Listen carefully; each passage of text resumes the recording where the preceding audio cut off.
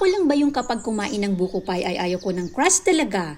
Kaya gagawa ko ng buko pie na walang crust. Please subscribe to my YouTube channel for more recipes.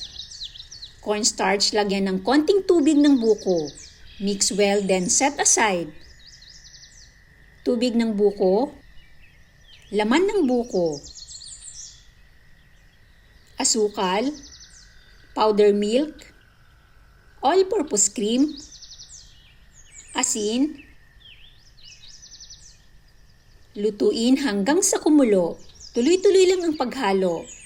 Kapag kumulo na, ilagay na ang dissolved na cornstarch. Tuloy-tuloy lang ang paghalo habang binubuhos ang dissolved na cornstarch para hindi magbuo-buo. Lutuin hanggang sa matuyo ang liquid. Kapag na-reach nyo ang ganitong consistency, lower the heat. Lutuin ng 10 minutes. After 10 minutes, remove from heat. Dahon ng saging. Ilipat lang sa molder, then i-flatten.